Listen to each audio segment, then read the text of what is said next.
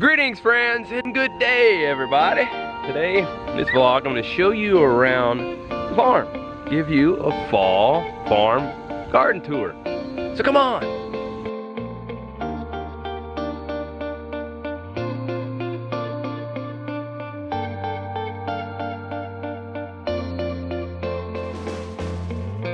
I've seen gladness, I've seen sorrow. I'll tell you a story of a new tomorrow. No more hurting, no more hating. All darkness is slowly dissipating, and you see that trees are so green that they drown out the dollars. Sky is so blue that it makes the world brand new. I don't know how I missed all of these colors. I only know that they showed me what was true. Yeah, they brought me back to you.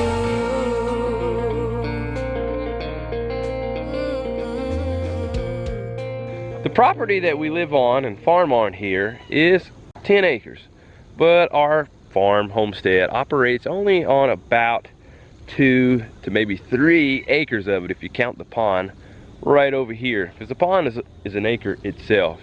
And within that portion that we work on and manage, the garden area is probably about half an acre once you combine all the areas that we garden in. And then we have our chickens and ducks and dogs spread out in different locations as well. But the garden is broken up into basically 2 sections.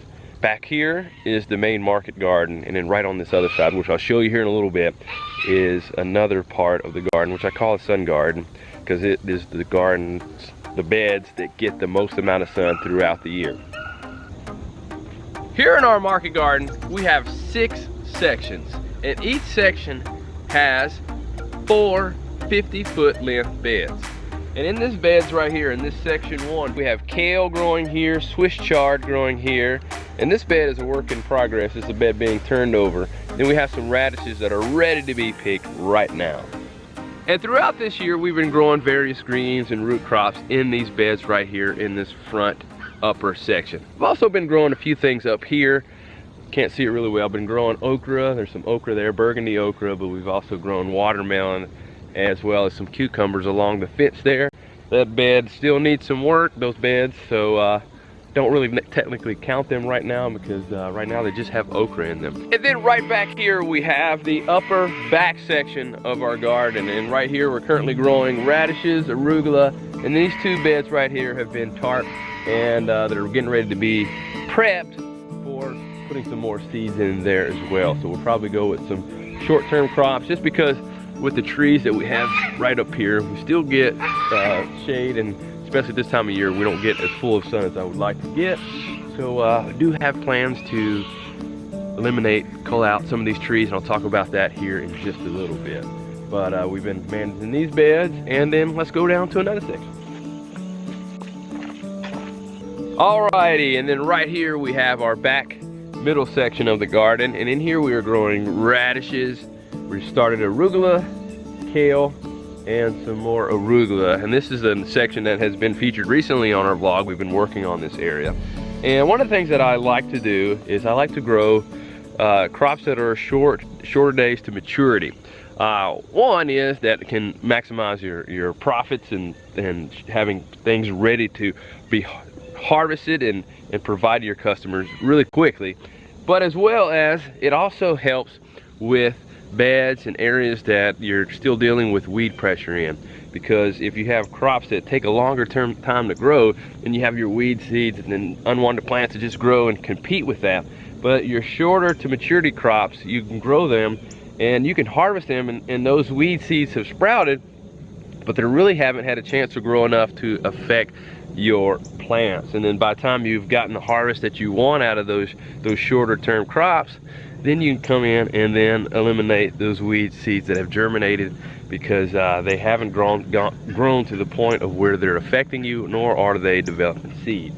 So that is this section, and then right here in our caterpillar tunnel is where we've had our tomatoes, and we've grown mostly cherry tomatoes here.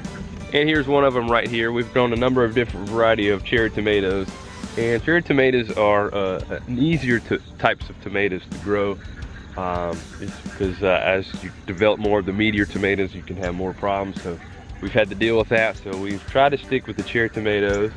And we'll eventually here in the next couple weeks go ahead and clean this out. But we're still getting a little bit of tomatoes to make it worthwhile. And then we have basil, which needs to come out, and we'll be cleaning up this area here really soon. So that's about it in this. It's just the jungle in there. Alrighty, and just so you know, our property is on a slope, and I've had to terrace out each of these sections, partially by hand, partially with an excavator. That way to even out the terrain to make it suitable for growing things, because before that everything was on a slope and things were just washing away, and the seeds that we were trying to grow, they washed away, and then plants would get just flooded and then just die. So I had to even out the crane, this isn't turtles, to even out the terrain, so that way it makes it more suitable for growing things. It definitely makes a difference. And our beds are earthen raised beds with on top of the surface that is terraced out, and that has made a tremendous amount of difference, especially during the times that we get rain. Even though we haven't had rain in quite some time, I think it's been 8 weeks or so now, but we have had times where we've gotten a lot of rain, and terracing with the earthen raised beds has made a huge difference. Right down here,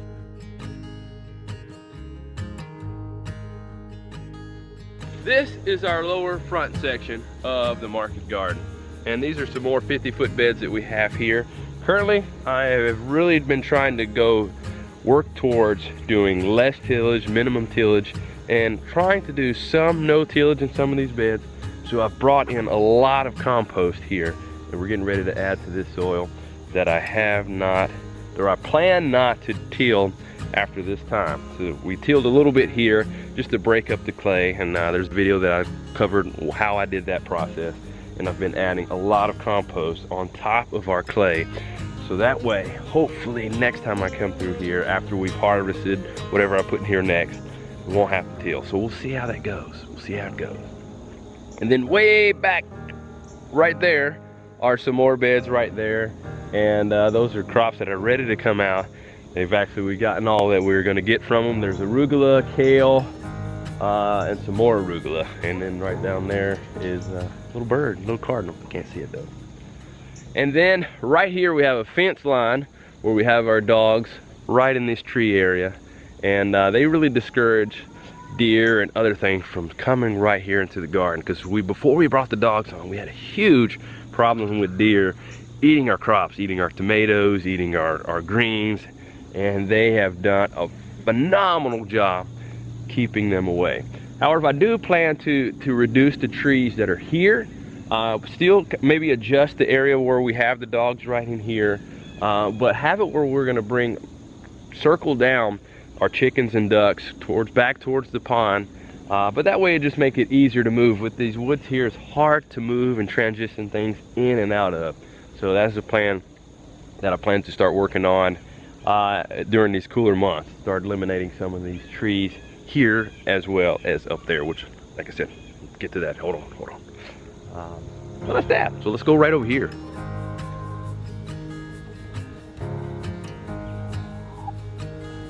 And then right in here, we brought in some chickens into this section of our sun garden that overlooks the pond.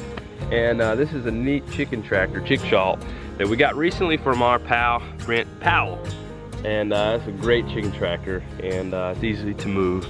And if you want information, because he does custom chicken coops and chickshaws, his information will be in the contact info below. But we were growing things in these beds right here. They still need a lot of fertility added to them, so this was another reason that we brought the chickens in here, and they're doing a great job. So we'll continue to work on these beds and hopefully to have them more productive next year. We were trying to grow some peppers and eggplants in here, but they just didn't do well, and a few of the plants died. So we're really going to try to work on increasing the fertility here in these beds right here. But right back here, this upper section of the sun garden has done very well. We've been growing a number of things here. There was cucumbers there at one point, so you can check out the video where I gave a farm tour before and show what we were growing there. But now there's some more arugula again, radishes, and we sowed some more seeds of greens at the top. And then up above that is a raised bed that we made with, or also partly terraced with the block up there. And we did the Murasaki Japanese peppers, and they have been doing fantastic throughout this year. They just keep producing, and they produce very prolifically, and they're very hardy. They haven't been affected by disease here on our property. So I really recommend them. They're not hot. You could also go with the Chinese 5-color if you wanted a hot one, but this Murasaki one just kind of tastes like a bell pepper, which is just a smaller one. And let's go pick one. I'll show you what it looks like. As you can see here, they are pretty prolific. We're just gonna grab one of these back here that's a little bit bigger. Use that for breakfast. So here we go. It's really good pepper. So, really like it. Then right up here we have our compost system that I've been working on. We have 5 bays here.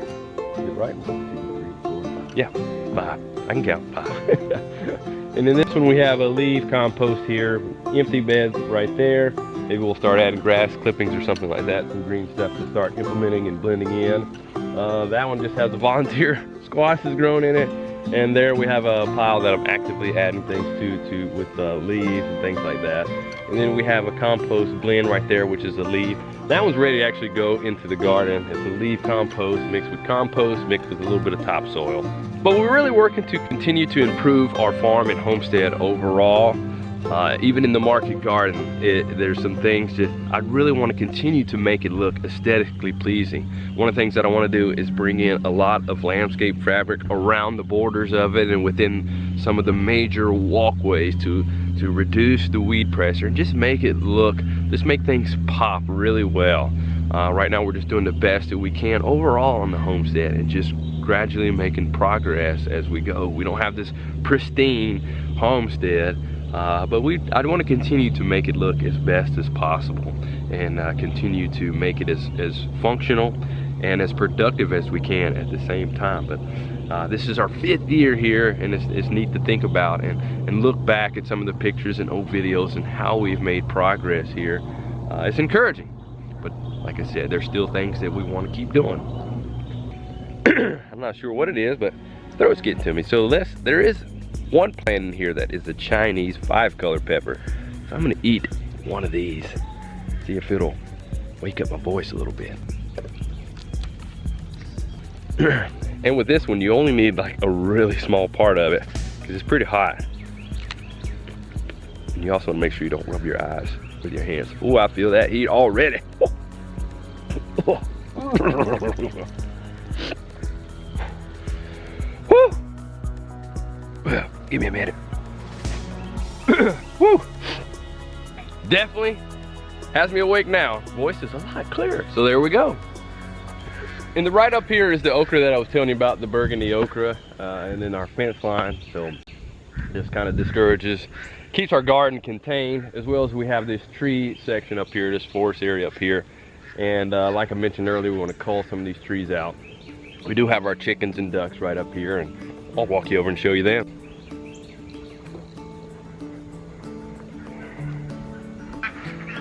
Up here is where we have our chickens and our ducks and our friend Greg, our guardian goose here.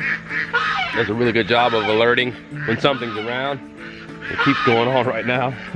Reminds me of Jurassic Park every time that I hear it. But right now that we're really just working together in unison with the chickens and the ducks, of really working on cleaning out this area. And we're just going to really begin culling out these trees and really make this area more usable, with being able to bring in the animals so much easier. So there you go. That was a quick tour around our homestead. You had a chance to see our fall garden, as well as some of the areas that we have our animals in. Like I said, we still have work cut out for us. We're work in progress, and hopefully we continue to make progress out here on the farm.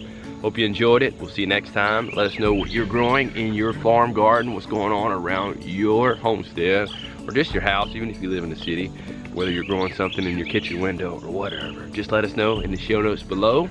And that's it for this time. And as always, be strong and grow on.